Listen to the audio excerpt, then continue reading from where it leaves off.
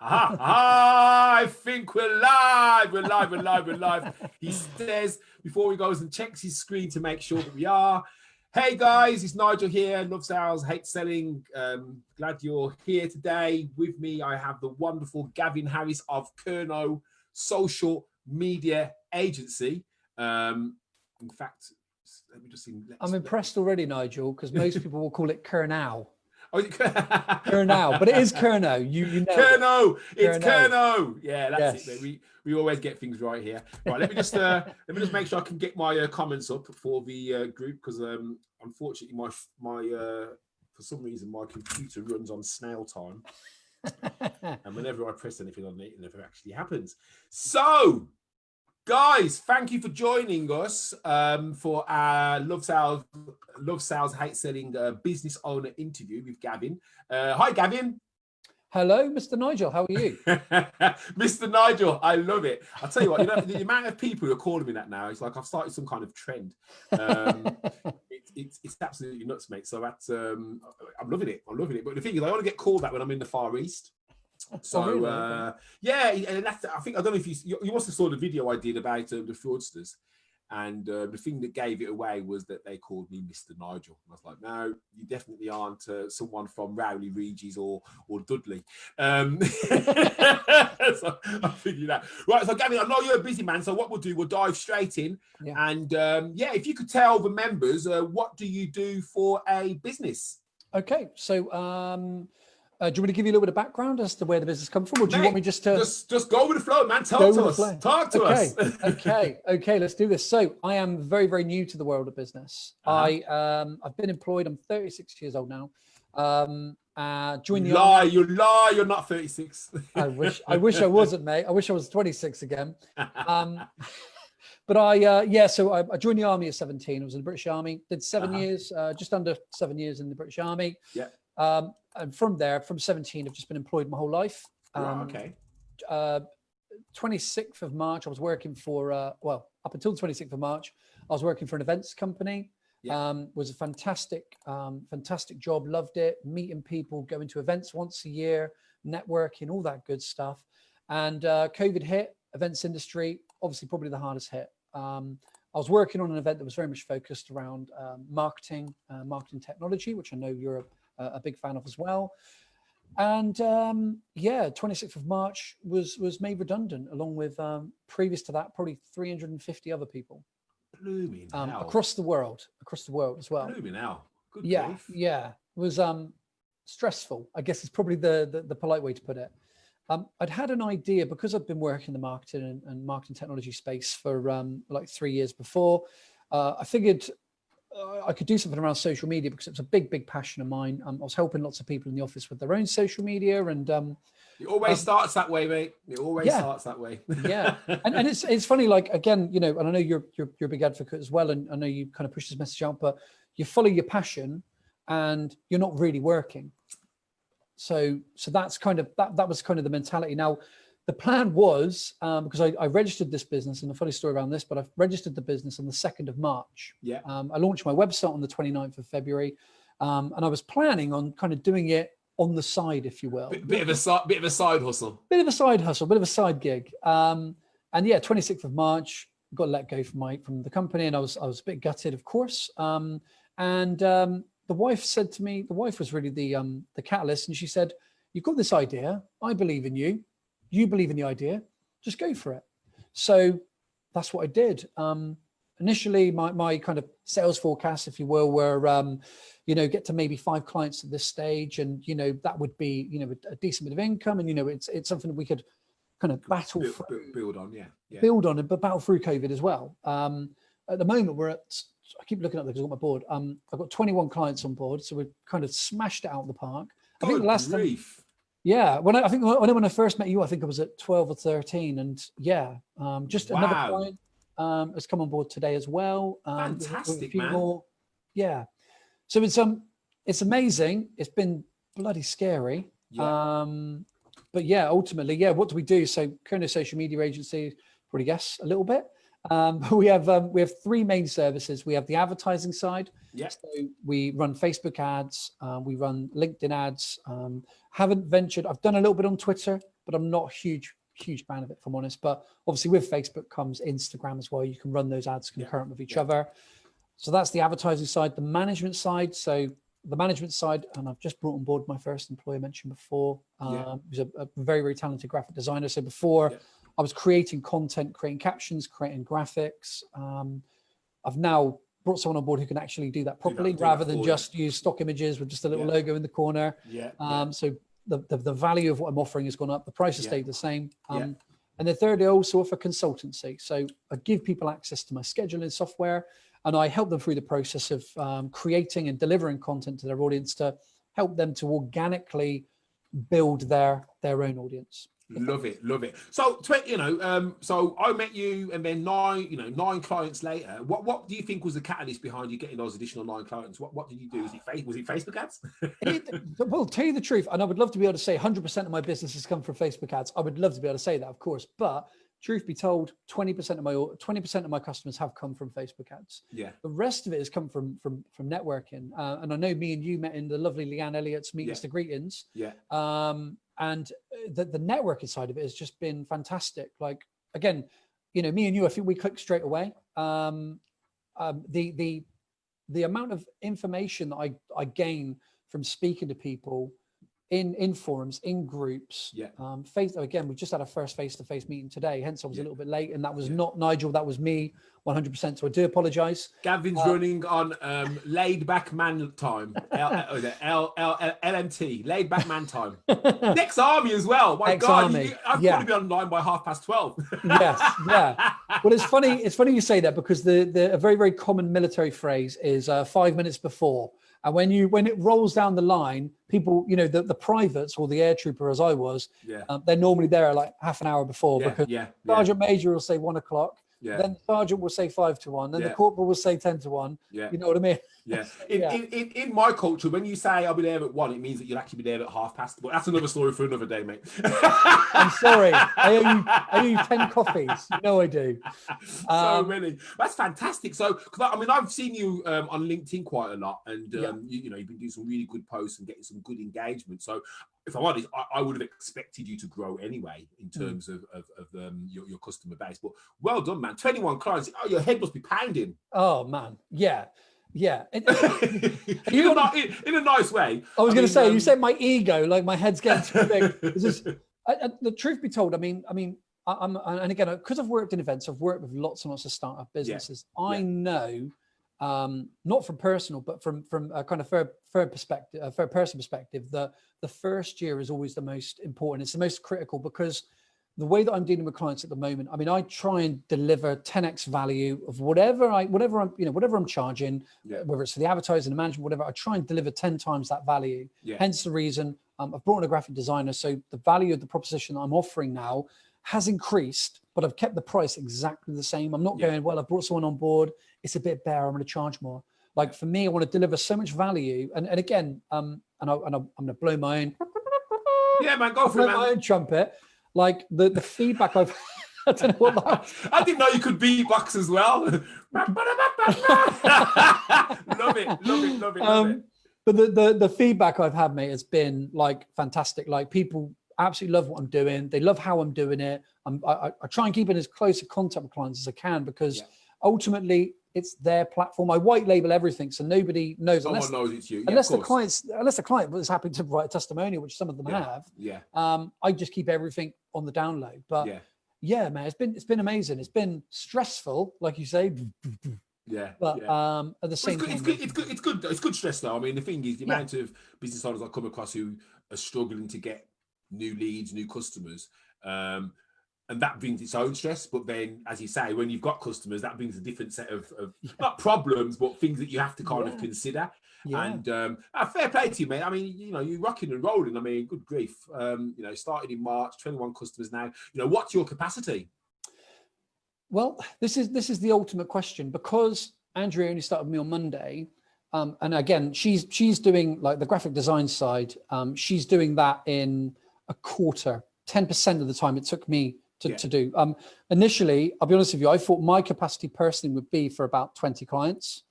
So I figured if I took somebody else on board, because they're not going to put the same amount of hours, potentially the same amount of passion as me, I thought maybe they would have another 10, maybe another 15. But Yeah. like, again, Andrea coming on board, and I, encourage anyone that's not connected with me or connected with Andrea, please do connect with us on LinkedIn. Andrea Stoker, Gavin Harris. Like, her passion is as much as mine. And she's come on board, and we, again, me and my wife interviewed her. We literally interviewed her on Thursday. Yeah. She said everything we wanted to hear. And we were like, we left it an hour. I've worked in recruitment, so I know the way recruitment works. And I don't know if you know. Mate, I too have done slavery. Sorry, recruitment. Yes. Had a lot of fun. Made a lot of money. Yeah. But good God, them contractors, man, they'll let you down for 10 pence extra an hour. So but no, she basically, she came and we interviewed her on the Thursday. We offered her the job. She started on Monday, and she's just come in and she's just nailed it. Just been absolutely brilliant. So are you? So I'm assuming have you got an office or you're home based? Yeah. So again, I think the last time when we first spoke, I think that I was working from home. So Right. what's happened in the last 3 months? We moved into an office. We've obviously taken on our first employee. We've got 17 square meters of Kernow social media agency heaven. Party! I'll be coming down to party, man. Truth be told, I've got a 2-year-old daughter, so the choice to move into an office wasn't 100% mine. It was a little 2-year-old. Dad. Oh, Dad, I want a drink. Can you play with me now? Yeah. Stop and I've got talking an to them 11-year-old boring as well. people on the phone. So you got what with that? I got an 11-year-old as well. Oh. And yeah, my 11-year-old, she's a computer geek, and the office is basically, she had her own little kind of workstation, her gaming station, if you will. And I would be talking to a client, and I'd be saying, okay, yeah, amazing, we're going to do something really professional for you, really good. And then all you hear in the background is, she's got a Jimmy Carr laugh, you see. She sounds like Jimmy Carr. And I would go, mate, that's give me for one moment, Mr. Well, I'll tell you what, the fact that she's into computers at such a young age, oh man, that's brilliant. I mean, her future is so wide open. I mean, because obviously computers ain't going anywhere. They're going to get quicker, faster, more complex. They're going to need more people who can understand them. So definitely well placed. So a prodigy, I see. Hopefully. I mean, but she will be, because at the moment I've got her learning coding. She's doing a free coding academy. Wow! Codami, I think it's called. Oh my God! Because she wants to be a YouTuber, and she's 11 years old. So obviously I don't want to crush her dreams too soon and say, no, you're going to be working on the phones, you're going to be selling for Dad. No, it's what I said to her is, I said, look, that's amazing, and it's great to have a passion, and look, that could just be a hobby. That might not ever be, a business. So I said, look, what you want to do is find something that works hand in hand with it. Yeah. And her idea, coding. What about coding, Dad? Absolutely fantastic. The thing is, you see, even just the coding, as a young lady doing a YouTube channel talking about coding, she's going to influence other young people who don't want to hear from a stuffy old grey suit. You go, oh, well, it's 1 and 0, 0, 1. She's going to have a personality. I think it will absolutely be a winner, mate. I mean, I'm quite envious. I'll be interested to like see the journey, and definitely keep everyone informed of how she's getting on. When she's doing her stuff. So, Gavin, what have been some of the kind of challenges that you've had to overcome since starting the business? The main challenge really was the whole process around running a business. And I know that sounds quite broad, but like for me, I came into this quite naively. Again, I felt like my hand was kind of made for me, being made redundant. I had a look around for sales jobs. There was absolutely bugger all out there. I was offered one position, and it was a little bit more money than what I was on before. But again, it wasn't something I was interested in. It wasn't something I could look at myself doing for 10, 15 years. Yeah. And I spoke to the wife, but I was very honest with her. And it was her push. But my kind of idea of running a business, again, very naively, and I've learned this the hard way, was look, from running a business to me was, so you find a lead, you discover what the client's problems are, you deliver those problems, you solve those problems for them, you send the invoice, collect the money, that's it, done, happy customer. Mate, that's utopia. Where did you find that then? I mean, bloody hell. It certainly wasn't in any business school. Let me tell you that. So when I realized that, all the legalities around all the insurances that you need, again, bringing on an employee, I mentioned to my my accountant about, again, accountancy.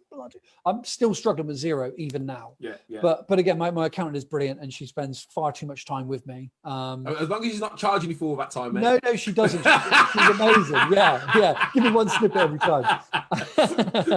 But no, like, for example, like, I said to her, it was about 3 weeks ago. I said, look, I'm getting to the point now where I think I need somebody else. Like, I'm getting a lot of inquiries through. I don't want to turn business away. Yeah. I don't particularly want to outsource anything. So, I want to take somebody on board. I'm going to start interviewing next week. Yeah. And she went, okay, have you thought about A, B, C, D, E, F? I was like, no. I haven't thought about any of it. Yeah, I think when you work for a company, you don't actually consider what your cost to them is. And I worked at Yale, and we was on quite a healthy salary. But our cost to the company was probably around about between 50 and 60,000 pounds a year. Wow. So if you think about it as a cost, that's why the targets were high. That's why the rewards were high. But I don't think people actually realise that if you get a job which is 25 grand, the company ain't paying you 25 grand. They're having to pay a bit more than that. So, it's it's a real eye opener. And the thing is, you have to encounter challenges and overcome them to understand how not to encounter them again. So, fair play to you, man. 100%. And don't get me wrong. Again, for me, I mean, we joined, for example, we joined FSB, Federation of Small Businesses, and that was really, really handy. And this isn't a plug for the FSB, by the way, just like genuinely. I'm not a huge fan, but carry on. Yeah, no. The online documents that they had on there was really, really helpful. But again, being completely upfront, the advice I got from people. So I'm part of a thing called the Your Partnerships. Right. Yeah. I've heard of Your Partnerships. I think wasn't Donna Brown Bailey. Beyond. No. Oh, Lisa Bailey Brown. Lisa Bailey Brown. Yeah, sounds like a singer, doesn't she? Lisa. Yeah, Bailey she Brown. does. Yeah. Yeah. So, but Your Partnership's been, and Lisa as well, massive help. Dave Brock, you may have heard of Brock, American guy, calls midday noon, because he's American, high noon. High noon. That's a little private joke between me and him. Good film. Oh yeah, very, very good film. But no, and not just that. Again, Leanne Elliott. I mean, I spoke to Leanne. Sometimes not even the advice that people are giving you. Sometimes just almost like having someone to have a bit of a rant with or at about a problem that you've encountered. Yeah. It's just been amazing. Like, anyone that says that they can run a business on their own, in my opinion, like I couldn't. If it was just me in my room still, I wasn't a part of the partnership, and I was just trying to deal with customers all day, every day, that would not work for me. I would have gone insane. That's the truth of it. But again, even I remember the conversation we had with Leanne and Meetings to Greetings was fantastic. Like, we just kind of started, you're bouncing ideas, and I was like, amazing. I'm writing that down. The videos. Write them all down, mate. Write them all down. Write them down. Yeah. But again, you gave me some really, really valuable advice, and again, I haven't acted on it yet because I've been so bloody busy. It's there, and I've set up my YouTube channel. To be fair, I've took one step at the very least. So people, surround yourself with people is something I would say. Definitely. I mean, I predominantly do my business on my own, but I have got a VA, PA business partner. And I've got to say, it did when she came on board. It kind of opened up more other revenue avenues, but it also relieved quite a lot of pressure. The thing is, I'm one of those guys who puts himself under a lot of pressure anyway. So my to-do list, it goes down, I'll do it, and then the next day I'll find another 30 things that I think, I need to do that. And that's the thing with online marketing, is it's never ever truly kind of done, is it? It's like there's always something you can tweak or test, or I can improve that conversion by 5%. So what advice would you if somebody was daft enough right now to say, hey, I'm going to set up a business, what advice would you give someone starting a business right now in 2020 post-COVID? First and foremost, make sure it's something that you're bloody passionate about. I've got a friend of mine who came to me with an idea, business idea, very, very good business idea.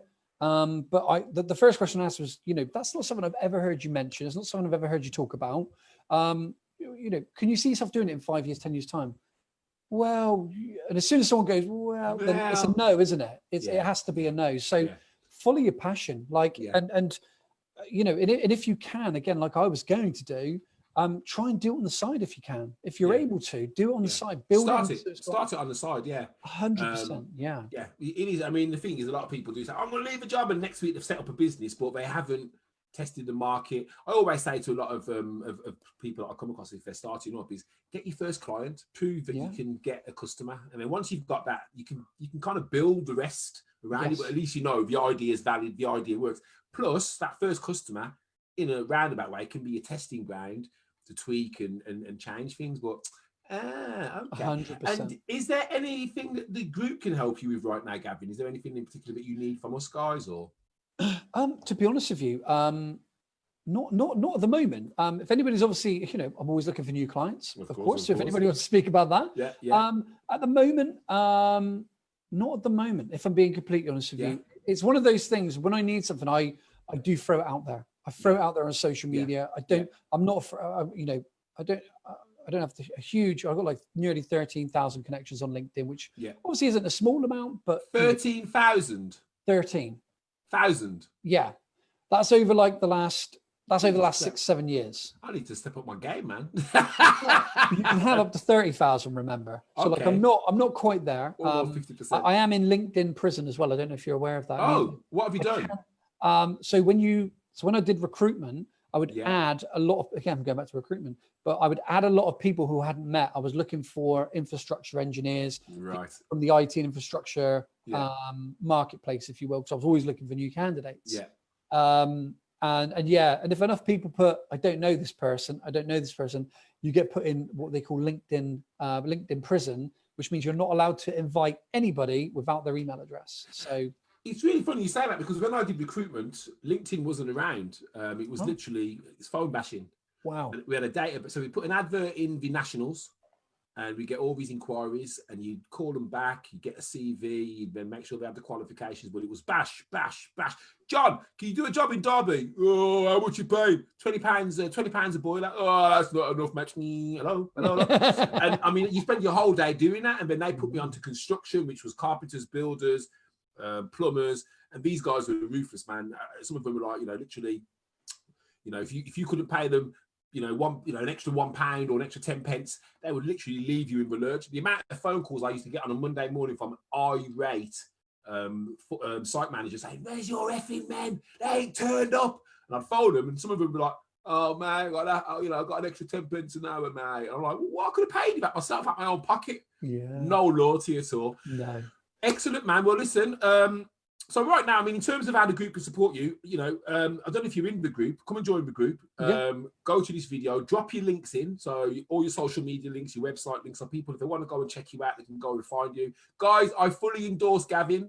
He's a top banana. I'll take that. He knows his way around social media, and most certainly, if you are looking to get an injection of leads, then he can kind of put you in the right place and to save you money, because I know there's a lot of guys who do the Facebook adverts themselves have lost huge amounts of money, and now think that Facebook ads is some kind of devil worshipping kind of thing. It isn't. It does work, but you've got to make sure you're doing it right, and Gavin will definitely help you do that. So guys, we're going to go. Before I go, let me just check the comments to see if anybody has said anything nice about us.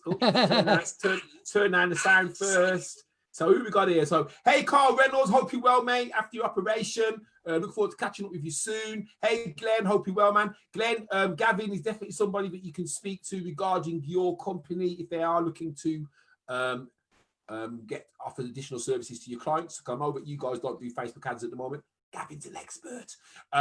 Who else we got on here? Hayley Smith. Hey, Hayley Smith. Love Hayley Smith. Hayley Smith, she was on a couple of weeks ago, mate. I know, I saw. Boom. Brilliant. Absolutely brilliant. He's amazing. And hi, Gila. Hope you're well, honey. Gila says, great connection. Carl put a comment. You are so right there. It's the team you got around you that makes a business strong. That's what's kept him going from strength to strength, and 7 years, and he's still growing. So amazing. Haley wants to know about the coding academy. Nathan wants to be a YouTuber as well. I think that must be her son. So yeah, you got to get in touch with Haley and pass on some details about the coding. Well, guys, thank you so much for joining us today. Gavin, thank you. Don't go anywhere. I'm going to cancel the live, and we'll have a quick Sounds debrief. good to me, mate. Guys, if you've got any more questions for Gavin, he's going to put all his links in the video, in the comments. Go and check him out. He's a top banana. He knows his stuff. I don't recommend many people, but I definitely recommend him. And yeah, do it. Can I just ask you one thing? Can I put that on my LinkedIn resume that I am a top banana? Yeah, man. Put it on there, man. Say, Nigel Campbell said I'm a top banana. Some I'm people say, taking that. Some people are like, that's a real 70s and 80s saying, but I don't care. That's my time. That's my period. I love Gavin, it. before we go, we've got to do the pose. So 3, 2, 1. Boom. Guys, see you all later. Gavin went there. Guys, have a wonderful day, and I'll catch up with you all soon. See you later.